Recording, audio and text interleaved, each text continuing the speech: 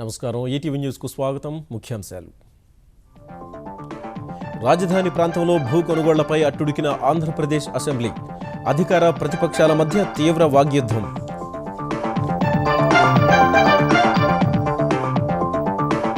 బినామీలతో భూములు కొన్నారని మంత్రులపై జగన్ ఆరోపణలు నిరూపిస్తే వెంటనే తొలగిస్తానని ముఖ్యమంత్రి సవాల్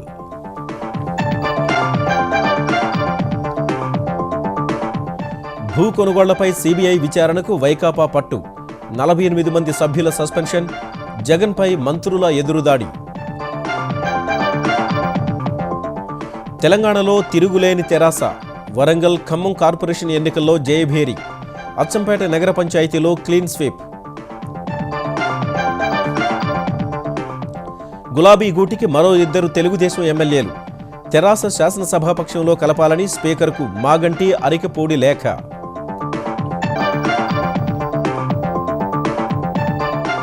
రేపటి నుంచి తెలంగాణ శాసనసభ బడ్జెట్ సమావేశాలు సాగునీటి ప్రాజెక్టుల పునరాకృతి పార్టీ ఫిరాయింపులు చర్చకు వచ్చే అవకాశం జీఎస్టీ సహా కీలక బిల్లుల ఆమోదానికి సహకరించాలని విపక్షాలకు ప్రధాని విజ్ఞప్తి దేశాభివృద్ధికి కలిసి రావాలని రాజ్యసభలో వినతి ప్రపంచ సాంస్కృతిక ఉత్సవాలకు తొలగిన అడ్డంకులు యమునా తీరంలో నిర్వహణకు జాతీయ హరిత ట్రైబ్యునల్ ఆదేశం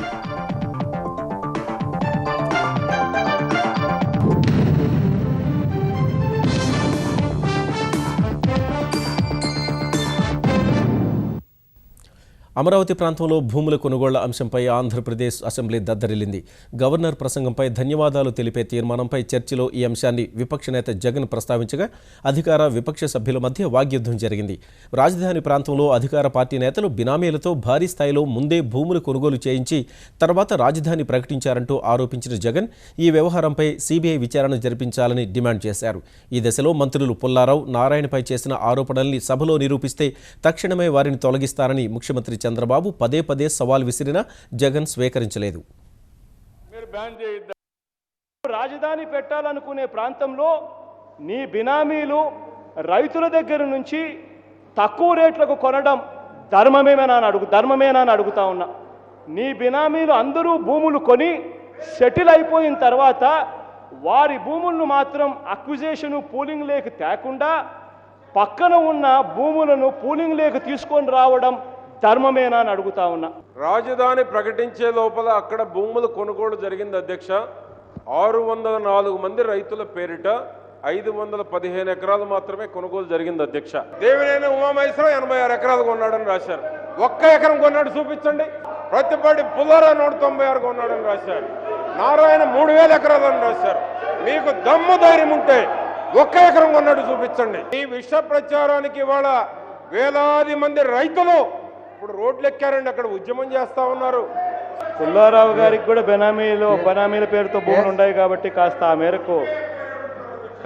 మేరకు ఆయన రియాక్ట్ కావడం మామూలే అధ్యక్ష పుల్లారావు పైన ఆరోపణలు చేశారు నారాయణ పైన ఆరోపణలు చేశారు చాలామంది ఆరోపణలు చేశాడు ఎక్కడుంది సర్వే నెంబర్ ఎవరు బినామీ అది ప్రూవ్ చేయండి వాళ్ళ మంత్రులుగా డిస్మిస్ చేస్తా రేపు ఈరోజే నువ్వు ప్రూవ్ చేయగలిగితే ధైర్యం ఉంటే ఆ నెంబర్లు ఎక్కడున్నాయో చెప్పాల్సిందిగా నేను సవాల్ విసురుతున్నా ఈ సభ జరగాలంటే వాళ్ళిద్దరి పైన చేసిన ఆరోపణలు నిర్దిష్టంగా ప్రూవ్ చేసిన తర్వాతనే ఫర్దర్ గా ముందుకు పోవాల్సిన అవసరం ఉంది ఇదే చంద్రబాబు నాయుడు గారిని అడుగుతా ఉన్నా నేను 1978లో ఆయన రాజకీయాల్లోకి వచ్చినప్పుడు ఆయన ఆస్తి 2 ఎకరాలు ఇవాళ ఆయన ఆస్తి 2 లక్షల కోట్లు ఎక్కడి నుంచి వచ్చిందని అడుగుతా ఉన్నా ఇదే సిబిఐ చేత చంద్రబాబు నాయుడు గారి మీద విచారణ చేయించాం రెడీనా అని అడుగుతా ఉన్నా చంద్రబాబు నాయుడు గారి ఆస్తుల మీద విచారణ చేయిద్దాం రెడీనా అని అడుగుతా ఉన్నా ఇదే రాజధాని భూముల విషయంలో సిబిఐ చేత ఎంక్వైరీ చేయిద్దాం రెడీనా అని అడుగుతా ఉన్నాను గౌరవ ముఖ్యమంత్రి గారు ఒక పక్కన ఏం చెప్తున్నారు వాళ్ళు నిరూపించగలిగితే ఇమీడియట్ గా డిస్మిస్ చేస్తానని చెప్తున్నారు let him take the challenge మీరు యాక్షన్ తీసుకోవడం ఏంటండి అసలు నిందితులు నువ్వే ఇన్సైడర్ ట్రేడింగ్ చేసింది నువ్వే అవును ఇన్సైడర్ ట్రేడింగ్ చేసింది మీరు దీంట్లో ఎక్కడ ఇన్సైడ్ ట్రేడింగ్ ఉంది అధ్యక్ష 54 ఎకరాలు నా కంట్రోల్లో ఉంది ప్రభుత్వ కంట్రోల్లో ఉంది క్యాపిటల్ నిర్మాణం శాశ్వతంగా జరగకూడదు ఆ రైతులు ఎవరైతే ప్రభుత్వం మీద విశ్వాసంతో ఇచ్చిన రైతులు ఉన్నారో ఆ రైతులకి లబ్ధి చేకూరకూడదు ఎందుకంటే ప్రభుత్వం మీదే కోపం కాదు ప్రభుత్వానికి ఇచ్చిన స్వచ్ఛందంగా ఇచ్చిన రైతులు కూడా శత్రువులుగా భావించే పరిస్థితి వాళ్ళ ప్రతిపక్షానికి ఉందా అని నేను ప్రశ్నిస్తున్నాను. ఆ రోజు 2006లో ఔటర్ రింగ్ రోడ్డు విషయంలో ఆరోపణలు చేసినప్పుడు సిబిఐ ఎంక్వైరీకి ముఖ్యమంత్రి స్థానంలో ఉండి ఆ దివంగత నేత ప్రీతమ నాయకుడు రాజశేఖర రెడ్డి గారు సిబిఐ ఎంక్వైరీకి ఆర్డర్ చేశాడు. ఎందుకంటే ఆయనలో నిజాయితీ ఉండేది కాబట్టి ఆర్డర్ చేశాడు. ఇక్కడ ఏం జరుగుతూ ఉంది అంటే ప్రమాణ స్వీకారం చేసేటప్పుడు ఓత్ ఆఫ్ సీక్రసీ తీసుకుంటారు. ఆ ఓత్ ఆఫ్ సీక్రసీని చంద్రబాబు నాయుడు గారు బ్రీచ్ చేశారు. అలాంటి చోట క్యాపిటల్ వస్తుందని తెలిసి అన్యాయం చేశాడు. నీచ రాజకీయాలు చేస్తున్నారు మీరు. తమాషాగా ఉంది మీకు. సిబిఐ ఏం మాట్లాడుతున్నారు? సిబిఐ ఎంక్వైరీ చేసి రాజధాని రాని కూడా తగలబెట్టాలనుకుంటున్నారు మీరు. ఏం తమాషా మీకు? సిబిఐ కాదు, ఏ ఎంక్వైరీ ఏం రాజధాని కట్టి తీర్థం మీరేమీ చేయలేరు, గుర్తుపెట్టుకోండి. అధ్యక్ష, ఈ టాపిక్ లో సిబిఐ చేత ఎంక్వైరీ జరిగితే ప్రజలకు మంచి జరుగుతుందన్నది అందరికీ తెలుసు. చంద్రబాబు నాయుడు గారికి ఆ ఛాలెంజ్ విషయంగా కూడా తీసుకునే పరిస్థితి దానిలో లేడు కాబట్టి ఇక నేను ముందుకు పోతూ ఉన్నా అధ్యక్ష.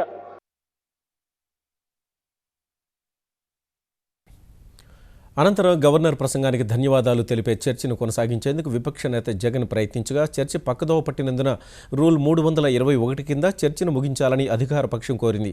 సభాపతి చర్చను ముగిస్తున్నట్లు ప్రకటించగా విపక్ష సభ్యులు తీవ్ర స్థాయిలో ఆందోళనకు దిగారు. సహకరించాలని స్పీకర్, ముఖ్యమంత్రి ఎన్నిసార్లు విజ్ఞప్తి చేసినా వైకాపా సభ్యులు శాంతించలేదు. ఈ నేపథ్యంలో ఆంధ్రప్రదేశ్ శాసనసభ వ్యవహారాల మంత్రి యనమల రామకృష్ణుడు జగన్ మినహా 48 మంది విపక్ష సభ్యుల సస్పెన్షన్ తీర్మానాన్ని ప్రతిపాదించగా సభ ఆమోదించింది. ఇవాల్టికి విపక్ష సభ్యులను సస్పెండ్ చేసినట్లు స్పీకర్ ప్రకటించారు.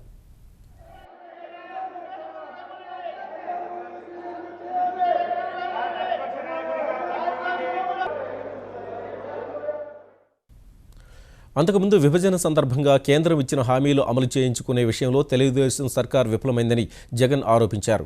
గవర్నర్ ప్రసంగానికి ధన్యవాదాలు తెలిపే తీర్మానంపై చర్చలో ప్రభుత్వంపై తీవ్ర విమర్శలు చేసిన జగన్ కేంద్రంలో భాగస్వామిగా ఉన్నప్పటికీ ఎంతో కీలకమైన హామీలను సాధించుకోవడంలో నిర్లక్ష్యం వహిస్తున్నారని ఆరోపించారు. మొట్టమొదట గవర్నర్ గారి ప్రసంగంలో ప్రత్యేక హోదా కనీసం 15 సంవత్సరాలు ఉండేలా తెస్తామని కూడా చెప్పించారు. యుద్ధ ప్రాతిపదికన పోలవరం ప్రాజెక్టు కడతామని హామీ ఇచ్చారు.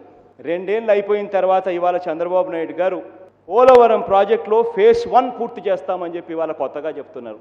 ఏదైనా రిసోర్స్ గ్యాప్ ఆంధ్ర రాష్ట్రానికి ఉంటే దాన్ని పూర్తిగా కాంపన్సేట్ చేస్తామని కూడా అన్నారు అధ్యక్ష, హామీ ఇచ్చారు. రైల్వే జోన్ ఇస్తామన్నారు, పెట్రోకెమికల్ కాంప్లెక్స్ కడతామన్నారు, అడపలో స్టీల్ ప్లాంట్ కూడా కడతామన్నారు అధ్యక్ష. ఇప్పటికి 3 బడ్జెట్లు అయిపోయాయి. సంతృప్తి కలుగ చేసేలా కనీసం ఒక్కటంటే ఒక్కటైనా కూడా తేగలిగాడా అని చెప్పి నేను చంద్రబాబు నాయుడు గారిని గట్టిగా అడుగుతా ఉన్నా.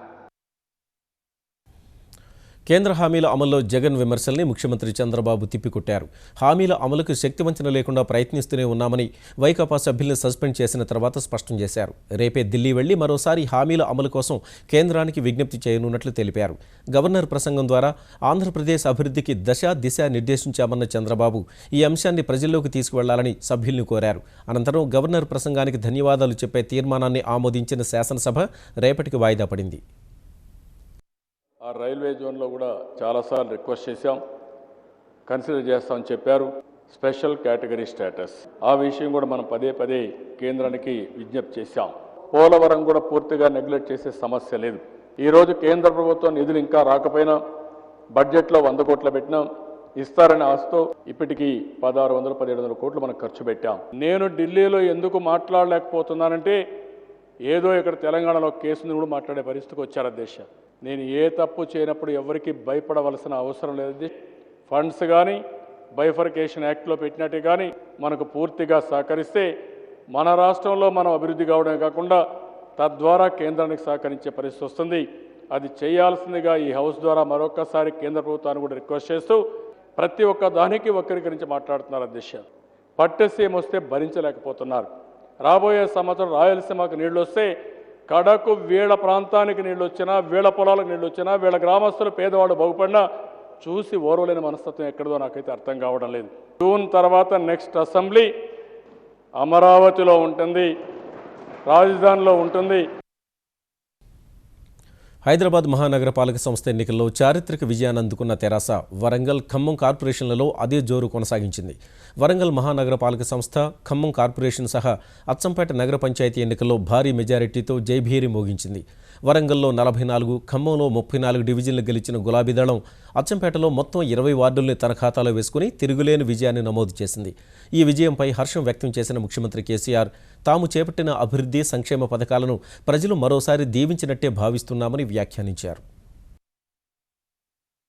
తెలంగాణలో తెరాస జోరు కొనసాగుతోంది. ప్రతిపక్షాల చిరునామాని గల్లంతు చేస్తూ హైదరాబాద్ మహానగర పాలక సంస్థ ఎన్నికల్లో చరిత్రాత్మక విజయాన్ని నమోదు చేసిన గులాబీ దళం వరంగల్, ఖమ్మం కార్పొరేషన్లు, మహబూబ్ నగర్ జిల్లా అచ్చంపేట నగర పంచాయతీ ఎన్నికల్లో కూడా కారు దూసుకెళ్లింది. వరంగల్ మహానగర పాలక సంస్థలో మొత్తం 58 డివిజన్లకు ఎన్నికలు జరిగితే 44 స్థానాల్లో గులాబీ జెండా ఎగిరింది. వరంగల్ పీఠం కైవసం చేసుకోవాలంటే 30 స్థానాలు అవసరం కాగా తెరాస భారీ మెజారిటీ దక్కించుకుంది. కాంగ్రెస్ 4, భారతీయ జనతా పార్టీ 1, సిపిఎం 1 డివిజన్లో గెలవగా తెలుగుదేశం ఖాతా తెరవలేకపోయింది. 8 డివిజన్లలో స్వతంత్రంగా పోటీ చేసిన తెరాస తిరుగుబాటు అభ్యర్థులు గెలుపొందారు. ఖమ్మం కార్పొరేషన్లో 50 డివిజన్లు ఉంటే తెరాస 34 చోట్ల జైభేరి మోగించింది. ఈ ఎన్నికల్లో కాస్త పోటీ ఇచ్చిన కాంగ్రెస్ 10 డివిజన్లు దక్కించుకుంటే వామపక్షాలకు కంచుకోటగా చెప్పుకునే ఖమ్మంలో సిపిఐ, సిపిఎం 2 డివిజన్లు గెలిచాయి. మరో 2 డివిజన్లు వైకాపా గెలిస్తే తెలుగుదేశం ఇక్కడ కూడా ఖాతాను తెరవలేదు. మహబూబ్ నగర్ జిల్లా అచ్చంపేట నగర పంచాయతీ ఎన్నికల్లో ఏ పార్టీ కూడా తెరాసకు కనీస పోటీ ఇవ్వలేకపోయింది. ఈ పంచాయతీలోని 20 వార్డుల్లో గులాబీ దళం ఏకపక్ష విజయాన్ని అందుకుంది. కాంగ్రెస్, తెలుగుదేశం, భారతీయ జనతా పార్టీ మహాకూటమిని ఏర్పాటు చేసి బరిలోకి దిగినప్పటికీ తెరాసకు ఎలాంటి పోటీనివ్వలేకపోయాయి. ఈ విజయంపై ప్రజలకు కృతజ్ఞతలు తెలిపిన కేసీఆర్ తెరాస ప్రభుత్వం చేపట్టిన అభివృద్ధి, సంక్షేమ కార్యక్రమాల్ని ఓటర్లు దీవించారనడానికి ఈ విజయం నిదర్శనమని వ్యాఖ్యానించారు. ఈ ఎన్నికల్లో ప్రజలకు ఇచ్చిన హామీలను నెరవేరుస్తామన్నారు. కేసీఆర్ చేపడుతున్న అభివృద్ధి కార్యక్రమాలు 2019 ఎన్నికల్లో కూడా తెరాసకు విజయాన్ని కట్టబెడతాయని నిజామాబాద్ ఎంపీ కవిత జోస్యం చెప్పారు.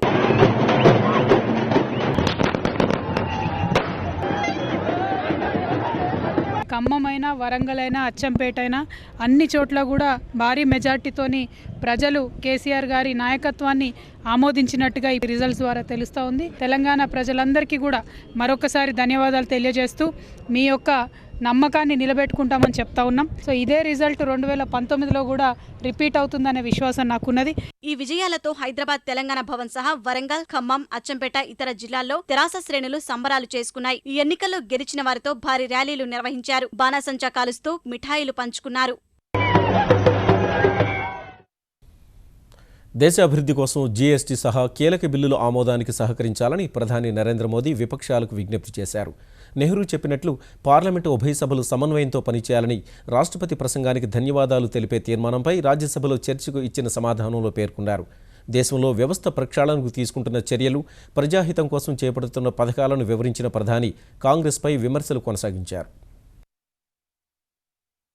రోహిత్ ఆత్మహత్య, జేఎన్యూ వివాదాలపై చర్చ ముగిసి పార్లమెంటు ఉభయ సభలు కాస్త సజావుగా సాగే పరిస్థితి నెలకొన్న వేళ కీలక బిల్లుల ఆమోదంపై విపక్షాల సహకారాన్ని కూడగట్టేందుకు ప్రధాని నరేంద్ర మోదీ ప్రయత్నించారు. రాష్ట్రపతి ప్రసంగానికి ధన్యవాదాలు తెలిపే తీర్మానంపై రాజ్యసభలో జరిగిన చర్చకు సమాధానమిచ్చిన ప్రధాని వస్తు సేవల పన్ను సహా ఇతర బిల్లుల ఆమోదానికి కలిసి రావాలని విపక్షాల్ని కోరారు. లోక్సభ గడప దాటిన అనేక బిల్లులు ఎన్డీఏకు ఆధిక్యం లేని రాజ్యసభలో ఆమోదం కోసం వేచి చూస్తున్న వేళ ఉభయ సభలు సమన్వయంతో పనిచేయాలన్న మాజీ ప్రధాని జవహర్లాల్ నెహ్రూ మాటలను ఉటంకించారు. एक प्रकार से ये अपर हाउस है, इस सदन में महाजन बैठे, इस सदन से जो होगा, जिस प्रकार से होगा उसका असर लोकसभा में होगा, उसका असर असेंबली में होगा, कहीं कहीं कॉरपोरेशन सिटी में भी हो रहा है। और इसलिए हम ऐसा कैसा करें ताकि नीचे तक वो माहौल बने जो लोकतंत्र को पुष्ट करे। देश कहीं हमारे बिल पारित हो इसका इंतजार कर रहा है। अब जो जनप्रतिनिधि चुन करके आए हैं उन्होंने तो उसको स्वीकार कर लिया है। अब ये जगह ऐसी है जो एक चैम्बर ऑफ आइडियाज है, यहाँ से देश को मार्गदर्शन मिले। इसलिए मैं आग्रहपूर्वक प्रार्थना करता हूँ कि लोकसभा में जो बिल पारित हुए हैं उनको हो सके उतना जल्दी पारित करके हम देश को गति देने में अपनी भूमिका अदा करें। 2022 నాటికి రైతుల ఆదాయాన్ని రెట్టింపు చేయడం సహా పేదల సంక్షేమం కోసం కేంద్ర ప్రభుత్వం చేపడుతున్న వేర్వేరు చర్యల్ని ప్రస్తావించిన ప్రధాని పాలనలో పారదర్శకత, జవాబుదారీతనం పెంచేందుకు కృషి చేస్తున్నట్లు వివరించారు. పేదలకు ఇచ్చే రాయితీల్లో కోత పెట్టే ప్రయత్నాలు జరుగుతున్నాయన్న ఆరోపణలను తోసిపుచ్చిన మోదీ లక్షిత వర్గాలకు రాయితీలు అందించడమే తమ లక్ష్యమని చెప్పారు. ఈ విషయంలో కాంగ్రెస్ విఫలమైందన్న ఆయన ఆ పార్టీ పాలన నుంచి వారసత్వంగా వచ్చిన క్లిష్ట పరిస్థితుల్ని చక్కదిద్దే ప్రయత్నంలో ఉన్నట్టు వివరించారు. एक बात जरूर है, मृत्यु को एक वरदान है कि मृत्यु कभी बदनाम नहीं होता। कभी कभी लगता है कांग्रेस को ऐसा कोई वरदान है। वरदान इस अर्थ में है कि अगर हम कांग्रेस की आलोचना करें तो आपने मीडिया में देखा होगा विपक्ष पे हमला, विपक्ष पे आरोप, कभी ये नहीं आता है कि कांग्रेस पे हमला, कांग्रेस पे आरोप। हम अगर शरद जी के खिलाफ कुछ कहें, मायावती जी के खिलाफ कुछ कहें तो अखबार में आएगा, टीवी में आएगा कि बीएसपी पर हमला, जेडीयू पर हमला। लेकिन कांग्रेस एक ऐसी है, जब भी हमला हो तो विपक्ष पर हमला, कभी कांग्रेस को बदनामी नहीं मिलती है। ఇదే సమయంలో రాష్ట్రపతి ప్రసంగానికి ధన్యవాదాలు తెలిపే తీర్మానానికి దాదాపు 300 సవరణలు రావడాన్ని ప్రస్తావించిన ప్రధాని వాటిని ఉపసంహరించుకోవాలని కోరారు. అయితే పంచాయతీ ఎన్నికల్లో పోటీకి సమాన హక్కులు ఉండాల్సిందేనని కాంగ్రెస్ పట్టుబట్టగా చేపట్టిన ఓటింగ్లో సవరణ ఆమోదం పొందింది. ఆర్ట్ ఆఫ్ లివింగ్ ఫౌండేషన్ నెలకొల్పి 35 సంవత్సరాలు పూర్తవుతున్న వేళ ఆ సంస్థ ప్రతిష్టాత్మకంగా తలపెట్టిన ప్రపంచ సాంస్కృతిక ఉత్సవాల నిర్వహణకు మార్గం సుగమమైంది. ఢిల్లీ యమునా నదీ తీరాన ఈ ఉత్సవాలు నిర్వహించడానికి జాతీయ హరిత ట్రైబ్యునల్ షరతులతో కూడిన అనుమతినిచ్చింది. ఈ ఉత్సవాలకు అనుమతి మంజూరుపై వాదోపవాదాల తర్వాత పర్యావరణ అనుమతులకు మించి నదీ తీరాన కొన్ని నిర్మాణాలు చేపట్టినందుకు ఆర్ట్ ఆఫ్ లివింగ్ ఫౌండేషన్కు 5 కోట్ల రూపాయల జరిమానా విధించిన ట్రైబ్యునల్ ఈ వ్యవహారానికి సంబంధించి ఢిల్లీ కాలుష్య మండలికి ₹1,00,000, ఢిల్లీ అభివృద్ధి ప్రాధికార సంస్థకు 5 లక్షల చొప్పున జరిమానా విధించింది. 155 దేశాల నుంచి 35 లక్షల మంది ప్రతినిధులు పాల్గొనే ఈ మహావేడుక మయూర్ విహార్ ప్రాంతంలో మార్చి 11 నుంచి 13 వరకు జరగనుంది. ఈ ఉత్సవానికి ప్రపంచవ్యాప్తంగా ఉన్న ప్రముఖ ఆధ్యాత్మిక గురువులు, కళాకారులు, శాంతి దూతలు హాజరు కానున్నారు. 5 రాష్ట్రాల అసెంబ్లీ ఎన్నికలకు షెడ్యూల్ విడుదలైనందున ఆయా రాష్ట్రాల్లో అనుసరించాల్సిన వ్యూహాలపై భారతీయ జనతా పార్టీ తమ ఎంపీలకు మార్గనిర్దేశనం చేసింది. 5 రాష్ట్రాల్లో ప్రజల్ని తమ పార్టీ వైపు తిప్పుకునేందుకు కేంద్రం ప్రవేశపెట్టిన బడ్జెట్ ఒక చక్కటి మార్గమని ఢిల్లీలో నిర్వహించిన భాజపా పార్లమెంటరీ పార్టీ భేటీలో అమిత్ షా సూచించారు. కేంద్రం బడ్జెట్లో పొందుపరిచిన అభివృద్ధి, సంక్షేమ పథకాలను ప్రజల్లోకి విస్తృతంగా తీసుకెళ్లడం సహా ఆయా పథకాల ద్వారా ప్రజలకు అత్యధిక మేలు జరిగే విధంగా చర్యలు చేపట్టడం ద్వారా ఓటర్లను ఆకర్షించవచ్చని షా వివరించారని సమావేశం తర్వాత కేంద్ర మంత్రి వెంకయ్య నాయుడు చెప్పారు. हमारा पार्टी का अध्यक्ष श्री अमित शाह जी ने सभी संसद सदस्यों को मार्गदर्शन किया है. उन्होंने बजट के बारे में तारीफ करते हुए कहा, ये बजट में जो जो स्कीम्स है, उस स्कीम्स का उद्देश्य स्कीम्स को जनता तक कैसा पहुंचाए और लोगों को कैसा लाभान्वित करे, इस विषय के बारे में संसद सदस्यों को बहुत बड़ा भूमिका है. తెలంగాణలో తెలుగుదేశం పార్టీ నుంచి గెలిచిన మరో 2 శాసనసభ్యులు తెరాసలో చేరారు. తమను తెరాస శాసనసభాపక్షంలో విలీనం చేయాలంటూ శేరిలింగంపల్లి ఎమ్మెల్యే అరికిపూడి గాంధీ, జూబ్లీహిల్స్ ఎమ్మెల్యే మాగంటి గోపీనాథ్ సభాపతి మధుసూదనాచారికి లేఖ రాశారు. తెలుగుదేశాన్ని వీడిన 10 మంది శాసనసభ్యులు తమను తెరాస శాసనసభాపక్షంలో విలీనం చేసి ఆ పార్టీ సభ్యులుగా గుర్తించాలని కోరుతూ ఇప్పటికే లేఖ రాయగా ఇప్పుడు మాగంటి, అరికిపూడి లేఖలతో ఆ సంఖ్య 12కు చేరింది. అటు పార్టీని వీడిన 10 మంది శాసనసభ్యుల సభ్యత్వాలు రద్దు చేయాలని తెలుగుదేశం శాసనసభాపక్షం ఇప్పటికే స్పీకర్ వద్ద పిటిషన్లు వేసింది. మాగంటి, అరికిపూడి తెరాసలో చేరిన తర్వాత తెలంగాణ శాసనసభలో తెలుగుదేశం పార్టీ నుంచి రేవంత్ రెడ్డి, సండ్ర వెంకటవీరయ్య, ఆర్ కృష్ణయ్య మాత్రమే ప్రాతినిధ్యం వహించనున్నారు. తెలంగాణ శాసనసభ బడ్జెట్ సమావేశాలు రేపటి నుంచి జరగనున్నాయి. రేపు ఉదయం 11 గంటలకు ఉభయ సభల్ని ఉద్దేశించి గవర్నర్ చేసే ప్రసంగంతో ప్రారంభం కానున్న ఈ సమావేశాలు నెలాఖరు వరకు కొనసాగే అవకాశం ఉంది. గవర్నర్ ప్రసంగం తర్వాత వాయిదా పడనున్న ఉభయ సభలు రేపు జరిగే సలహా సంఘం భేటీల్లో బడ్జెట్ సమావేశాల ఎజెండా, తేదీలను ఖరారు చేస్తారు. 2016-2017 ఆర్థిక సంవత్సరానికి తెలంగాణ బడ్జెట్ను ఆర్థిక మంత్రి ఈటల రాజేందర్ ఈ నెల 14న ప్రవేశపెట్టనుండగా గవర్నర్ ప్రసంగానికి ధన్యవాదాలు తెలిపే తీర్మానంపై శని, ఆదివారాలు చర్చ జరిగే అవకాశం ఉంది. ఈ సమావేశాల్లో పురపాలక చట్టం, విశ్వవిద్యాలయాల చట్ట సవరణ, క్రమబద్ధీకరణ బిల్లు సహా ఐటీ, ఖనిజ విధానాలకు సంబంధించి బిల్లులు ప్రవేశపెట్టే అవకాశం ఉంది. కరువు పరిస్థితులను దృష్టిలో పెట్టుకుని కరువు నివారణ, రైతుల కష్టాలు, మిషన్ కాకతీయ, మిషన్ భగీరథ, నీటిపారుదల ప్రాజెక్టులపై చర్చ జరిగే సూచనలున్నాయి. ఈ సమావేశాల్లోనే తమను తెరాస శాసనసభాపక్షంలో చేర్చాలని తెలుగుదేశం నుంచి ఎన్నికైన 12 మంది ఎమ్మెల్యేలు రాసిన లేఖలపై సభాపతి ఓ నిర్ణయం ప్రకటించే అవకాశం ఉంది. వచ్చే నవంబర్లో జరిగే అమెరికా అధ్యక్ష ఎన్నికల్లో అభ్యర్థిత్వానికి జరుగుతున్న ప్రైమరీలో రిపబ్లికన్ల తరఫున పోటీ పడుతున్న డొనాల్డ్ ట్రంప్కు మద్దతు పెరుగుతుంటే డెమోక్రాట్ల తరఫున అభ్యర్థిత్వాన్ని ఆశిస్తున్న హిల్లరీ క్లింటన్కు ప్రతికూల ఫలితాలు వస్తున్నాయి. హిల్లరీకి తన ప్రత్యర్థి శాండర్స్ నుంచి గట్టి పోటీ ఎదురవుతోంది. రిపబ్లికన్ల తరఫున అభ్యర్థిత్వం కోసం మిసిసిప్పి, మిచిగన్ రాష్ట్రాల్లో నిర్వహించిన ప్రైమరీలో ట్రంప్ జయభేరి మోగించారు. మిసిసిప్పిలో ట్రంప్కు దాదాపు 50% ఓట్లు పడితే అతడి ప్రత్యర్థి టెడ్ క్రజ్ 35.2% ఓట్లతో సరిపెట్టుకున్నారు. మిచిగన్లో ట్రంప్కు 37.2% 8% ఓట్లు పడ్డాయి. డెమోక్రటిక్ తరఫున అభ్యర్థిత్వం కోసం మిసిసిప్పిలో జరిగిన ఎన్నికల్లో గెలిచిన హిల్లరీ క్లింటన్ 88% ఓట్లు సాధించారు. మిచిగన్లో ఆమె ప్రత్యర్థి శాండర్స్ 50% ఓట్లు గెలుచుకొని జయభేరి మోగించారు. హిల్లరీ 48% ఓట్లకే పరిమితమయ్యారు. డెమోక్రాట్ల తరఫున అధ్యక్ష ఎన్నికల్లో నిలవాలంటే 4765 మంది ప్రతినిధుల్లో 2384 మంది మద్దతు అవసరం కాగా హిల్లరీకి ఇప్పటివరకు 1134 మంది మద్దతు లభించింది. ఇప్పటివరకు క్లింటన్ 12, శాండర్స్ 9 రాష్ట్రాల్లో గెలిచారు. అణ్వస్త్ర ప్రయోగాలు జరపడం సహా దక్షిణ కొరియా, అమెరికా సంయుక్త సైనిక విన్యాసాలపై తీవ్ర వ్యాఖ్యలు చేయడం ద్వారా ప్రపంచ దేశాలకు సవాల్ విసిరిన ఉత్తర కొరియా మరో సంచలన ప్రకటన చేసింది. అణ్వస్త్రాలకు సంబంధించి తమ దేశ శాస్త్రవేత్తలు అద్భుతమైన విజయాన్ని సాధించారని ప్రకటించిన ఉత్తర కొరియా అధ్యక్షుడు Kim Jong Un thermo nuclear mini war హెడ్లను రూపొందించినట్లు తెలిపారు. చిన్న పరిమాణంలో రూపొందించిన ఈ అణ్వాయుధాలను బాలిస్టిక్ క్షిపణులకు అమర్చి ప్రయోగించవచ్చని ఆయన వివరించారు. ఈ మేరకు గతంలోనే ప్రకటన చేసినప్పటికీ అధ్యక్షుడు కిమ్ జోంగ్ స్వయంగా ప్రకటించడం ఇదే మొదటిసారి. దక్షిణ కొరియా సహా అమెరికా భూభాగంపై అణ్వాయుధ దాడి చేస్తామని ఉత్తర కొరియా జాతీయ రక్షణ కమిషన్ హెచ్చరించిన మరుసటి రోజే కిమ్ జోంగ్ ప్రకటన వెలువడడం ప్రాధాన్యం సంతరించుకుంది. రిజర్వ్ బ్యాంకు కీలక వడ్డీ రేట్లు తగ్గిస్తుందన్న అంచనాల మధ్య స్టాక్ మార్కెట్లు వరుసగా 6 సెషన్లలో లాభాలార్జించాయి. క్రితం 5 సెషన్లలో 1657 పాయింట్లు ఎగబాకిన సెన్సెక్స్ ఇవాళ మరో 135 పాయింట్లు వృద్ధి చెందింది. ఈ ఉదయం 24527 వద్ద మొదలైన సూచీ ఆసియా విపణుల్లో ప్రతికూల పరిస్థితుల మధ్య నష్టాల బాటలో పయనించింది. ఒక దశలో 24452 పాయింట్ల కనిష్ట స్థాయికి పతనమైన సూచీ ఐరోపా విపణులు లాభాల్లో ప్రారంభం కాగా లాభాల బాట పట్టింది. 24821 పాయింట్ల గరిష్ట స్థాయిని తాకి చివరకు 24794 వద్ద స్థిరపడింది. జాతీయ స్టాక్ ఎక్స్చేంజ్ సూచీ నిఫ్టీ 47 పాయింట్లు లాభపడి 7532 వద్ద ముగిసింది. ఇక ముఖ్యాంశాలు మరోసారి. రాజధాని ప్రాంతంలో భూ కొనుగోళ్లపై అట్టుడికిన ఆంధ్రప్రదేశ్ అసెంబ్లీ. అధికార ప్రతిపక్షాల మధ్య తీవ్ర వాగ్యుద్ధం.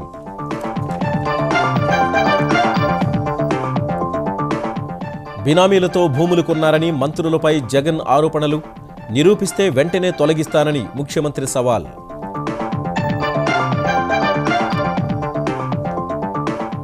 భూ కొనుగోళ్లపై సిబిఐ విచారణకు వైకాపా పట్టు. 48 మంది సభ్యుల సస్పెన్షన్. జగన్పై మంత్రుల ఎదురుదాడి. తెలంగాణలో తిరుగులేని తెరాస. వరంగల్, ఖమ్మం కార్పొరేషన్ ఎన్నికల్లో జయభేరి. అచ్చంపేట నగర పంచాయతీలో క్లీన్ స్వీప్. గులాబీ గూటికి మరో 2 తెలుగుదేశం ఎమ్మెల్యేలు. తెరాస శాసనసభాపక్షంలో కలపాలని స్పీకర్కు మాగంటి అరికెపూడి లేఖ.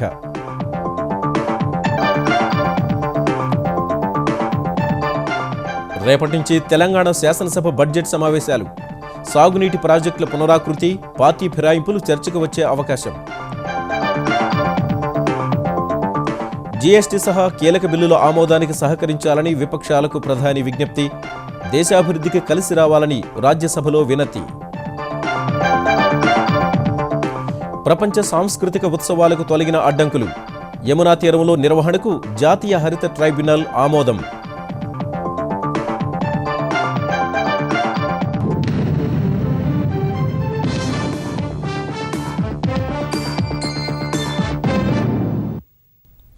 ఈటీవీ న్యూస్ సమాప్తం. నమస్కారం.